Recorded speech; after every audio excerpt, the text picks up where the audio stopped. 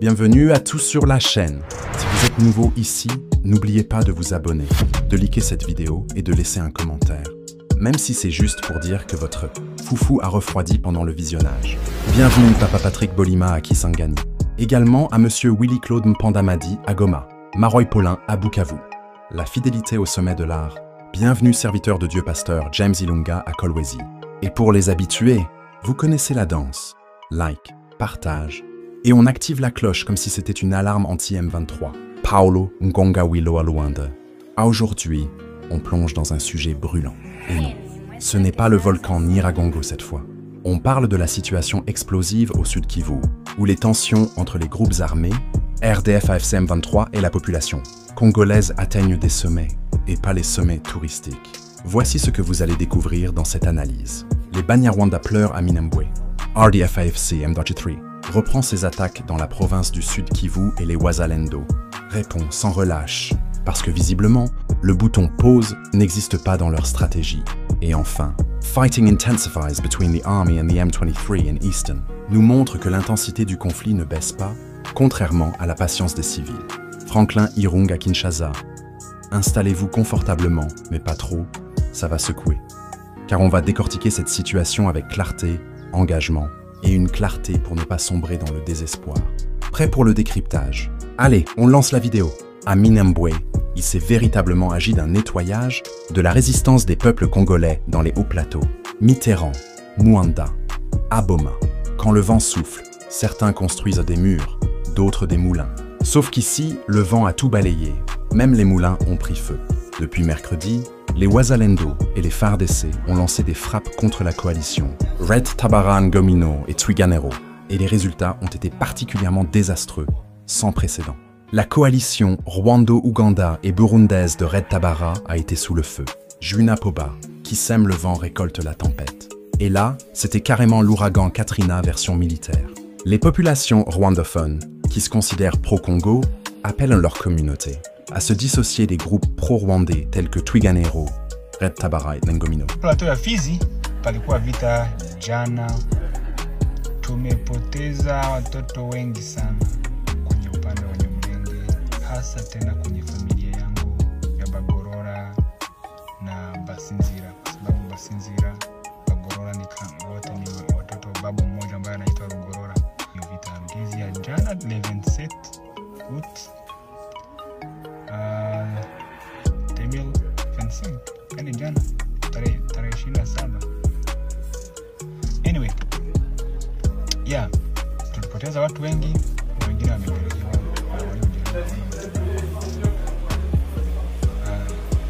situation iko Minembwe na watoto wetu. Nisema Tamambanya ni mtumishi wa Kagame. Mieux vaut tard que jamais.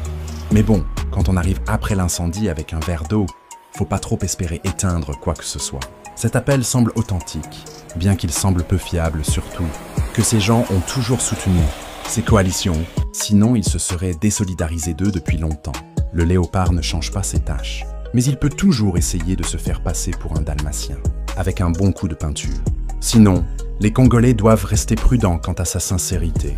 Néanmoins, si cela est véridique, il est urgent de distance, car la résistance congolaise paraît réellement résolue à détruire cette coalition qui menace la communauté banto-congolaise. Mieux vaut prévenir que guérir, surtout quand la guérison implique des frappes aériennes et des discours enflammés. Voici l'appel d'un Munyamulenge en deuil, qui exhorte à la désolidarisation de leurs frères, ayant compris que la situation semble prendre une tournure définitive. Cette fois-ci, c'est dans le malheur qu'on reconnaît ses vrais amis. Et parfois, on découvre que ses amis étaient juste là pour piquer les chips. Suite aux violences survenues le 27 août entre Wazalendo et AFC M23, un membre de la communauté Munyamulenge a déclaré avoir perdu plusieurs de ses frères, tués par les frappes congolaises en colère. La colère est mauvaise conseillère, mais visiblement, elle a aussi un doctorat en balistique. Il a accusé le mouvement Twirwaneho, associé aux forces RDF AFC M23, d'exposer la communauté Banyamulenge à des actes de violence. Quand on joue avec le feu, on finit par se brûler. Et là, c'est toute la maison qui est partie en fumée.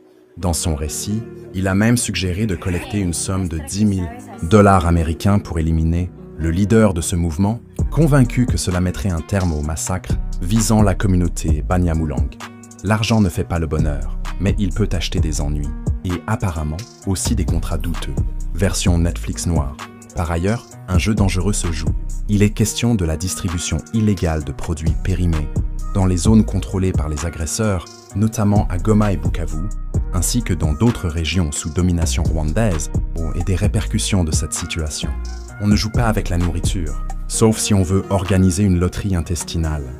Ile bato ile na zinarudia mabato zinarudia zote, mamitumbu yote narudia tena, zilikuwa zilishaanza kostea hapa Luhihi, manake vitu haviko bien. Na shie tuko huku chini kumutoni, tunakimbilia huku chini kulake njo kweje tuko sai. Situasio haiko bien kabisa hapa Luhihi, situasio haiko bien. Basi Mungu tu. Okay. Ile de banane mnaona ni kilima ni kilima ya Luhihi Lomera carrière ya Lomera. Il se peut agent sécurité FCValiwa kama krezero moya. Ndio na créer tension maake haiko vya kusemea. Alors atuye bitapita atuye bitamchani tapita mais À qui le tour de l'intoxication, les villes de Bukavu et Goma traversent une période critique en raison de l'intensification des opérations du groupe armé RDF AFC M23, alors que la population locale lutte pour sa survie au milieu des conflits armés, tout en devant faire face à une menace insidieuse qui se profile. Quand il pleut des cordes. Et là, c'est carrément une tempête tropicale avec des éclairs géopolitiques. La distribution à grande échelle de denrées alimentaires et de boissons périmées, envoyées depuis le Rwanda dans le but de réduire la population congolaise pour libérer davantage d'espace pour les Tutsis déjà établis le long des frontières rwandaises, prêts à pénétrer sur le territoire congolais, suscite de vives inquiétudes. Le diable se cache dans les détails, et parfois dans une boîte de biscuits douteux. Les produits alimentaires et les boissons expirés représentent une grave menace pour la santé publique et doivent être pris au sérieux. Mieux vaut prévenir que vomir. Surtout quand le menu du jour inclut Primus à la salmonelle. Ces produits, qui proviennent de diverses sources, incluent des boissons alcoolisées d'une brasserie rwandaise, bralirois tels que les Primus et Mitzing, ainsi que d'autres articles de sociétés rwandaises tels que du lait, des biscuits, de l'eau minérale, de la farine de maïs et du sucre.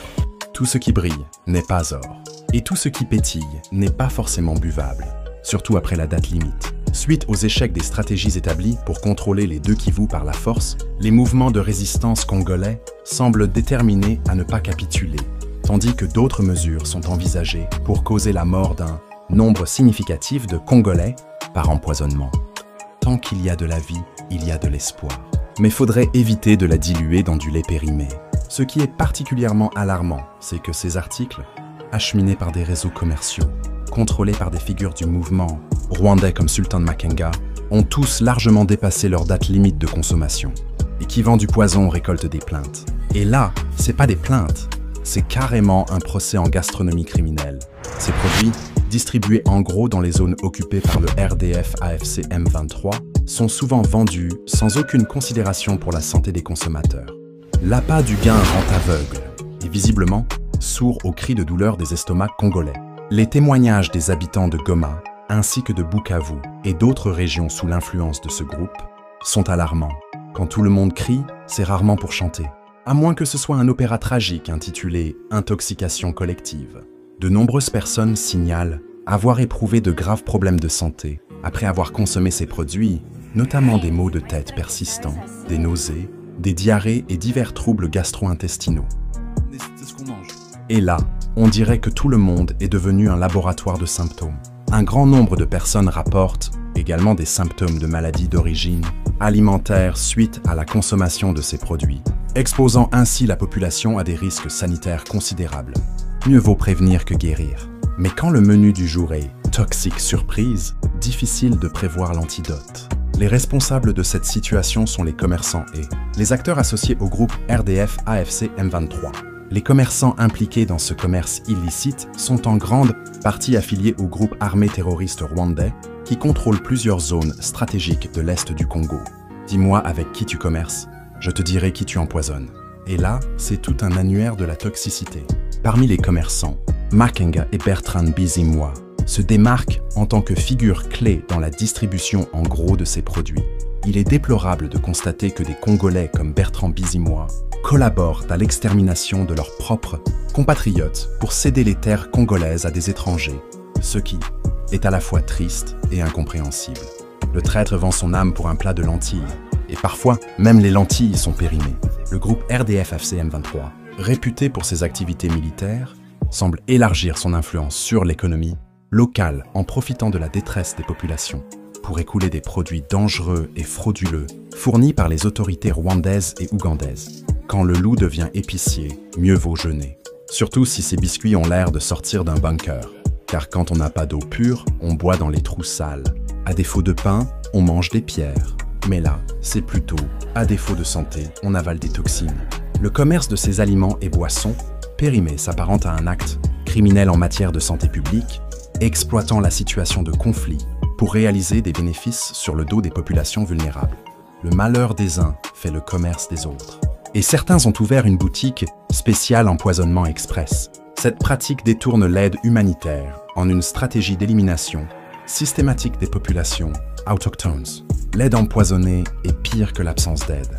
C'est comme offrir un parachute troué à quelqu'un qui tombe d'un avion. Ce phénomène ne se limite pas à un simple commerce. En effet, certains témoignages suggèrent que ces produits proviennent également d'un détournement de l'aide humanitaire, ce qui aggrave encore la situation. Quand la charité tue, c'est qu'elle a été détournée. Et là, c'est pas un détournement, c'est un braquage humanitaire. Alors que des organismes internationaux s'efforcent de fournir une aide alimentaire, dans les zones touchées par le conflit, des produits périmés sont néanmoins mis en circulation, compromettant ainsi les efforts humanitaires. L'enfer est pavé de bonnes intentions et de boîtes de conserve douteuses. Même les ONG doivent vérifier la date avant de distribuer.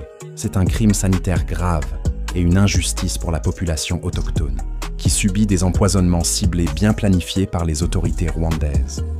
Le poison planifié vaut 1000 balles perdues, et en plus, il se digère mal. Ce commerce de produits périmés va bien au-delà d'une simple infraction aux lois commerciales. Il s'agit d'un délit sanitaire sérieux. Quand le marché devient un champ de bataille, les étals se transforment en pièges et les clients en cobayes involontaires. En effet, en distribuant ces produits, les occupants rwandais exposent intentionnellement la population à des risques de contamination et à des maladies liées à des denrées périmées qui peuvent agir comme un poison à retardement. Le poison lent est le plus cruel. C'est comme offrir une montre piégée à quelqu'un. Tic-tac, bon appétit. Les autorités congolaises et les organismes internationaux doivent agir rapidement pour mettre fin à ce commerce illégal et protéger les civils, qui sont les véritables cybles. Gouverner, c'est prévoir et protéger les estomacs. Parce qu'un peuple affamé et intoxiqué ne fait pas de révolution, il vomit. Les habitants de Goma, Bukavu et d'autres localités doivent rester prudents et se méfier des produits suspects provenant des frontières, ainsi que de ceux dont l'origine est incertaine. Chers citoyens congolais, faites preuve de vigilance.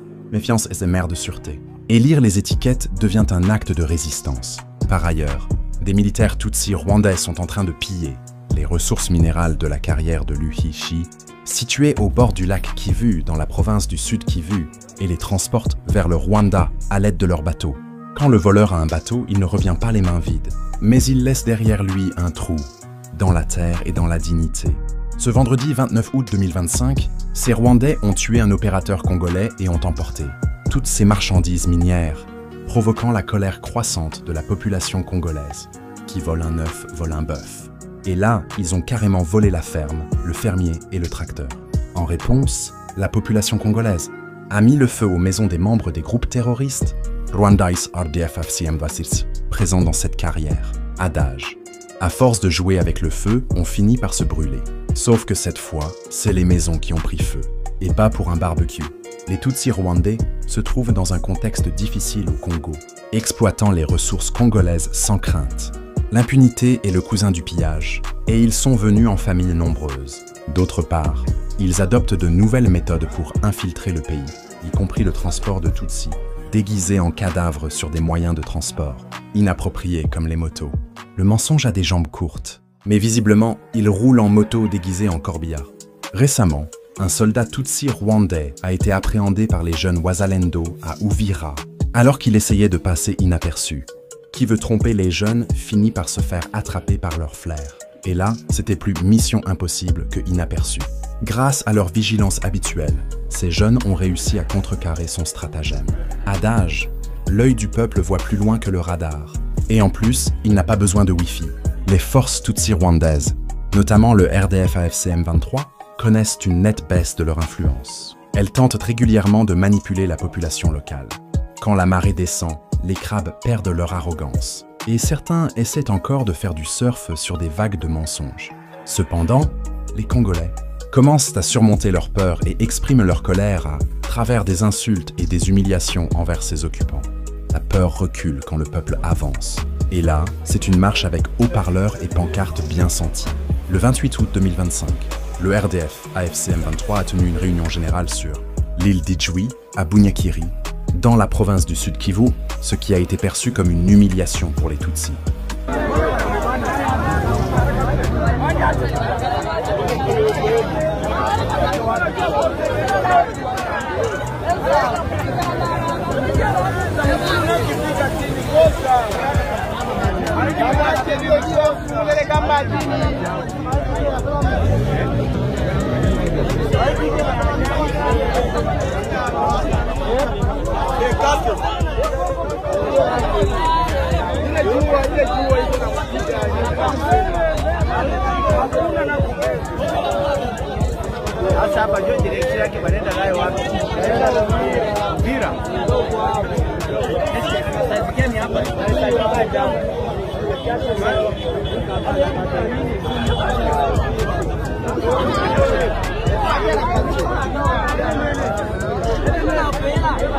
Réunir les voleurs ne fait pas disparaître les alarmes, et cette réunion ressemblait plus à un dernier repas qu'à un plan stratégique. Lorsqu'un patriote audacieux a pris la parole, lors d'une session de questions et réponses, il a interrogé les Tutsis rwandais. Qu'est-ce qui vous a poussé à dépasser les frontières de votre pays et à vous rendre en RDC pour mener cette guerre que tout le monde dénonce? Vous nous tuez, vous pillez, vous violez nos femmes, vous occupez nos terres par la force, vous dérobez nos ressources minérales et vous commettez toutes sortes d'actes de vandalisme. La vérité sort toujours, même si elle doit crier. Et là, elle est sortie avec un mégaphone et une cape de super-héros. Les Tutsis, humiliés par l'unité des Congolais, ont choisi de ne pas répondre à ces accusations par crainte des représailles de milliers de Congolais réunis, car les Congolais étaient résolus à exprimer haut et fort ce qui était souvent chuchoté. Quand le peuple parle, les imposteurs se taisent, et parfois, ils cherchent la sortie la plus proche, sans GPS. Comme un jeune homme presque héroïque, les habitants du Sud Kivu font preuve d'une grande solidarité. C'est souvent ainsi que naissent les plus grandes révolutions dans l'histoire. Des peuples, l'union fait la force, et parfois même l'histoire. Et là, c'est du béton armé version patriotique. Sans courage, les étrangers trouveront toujours des moyens de dominer les populations autochtones, mais c'est avec du courage que l'on surmonte les difficultés. Le courage ne s'achète pas, il se forge. Et au Sud Kivu, on dirait qu'ils ont une forge industrielle. Aucune armée ne peut triompher d'un peuple uni qui parle d'une seule voix. Bravo aux habitants du Sud Kivu. Un peuple debout est plus fort qu'un empire à genoux. Et là, c'est debout, en chantant, avec les poings levés et les casseroles qui résonnent. Merci chers abonnés, et à bientôt.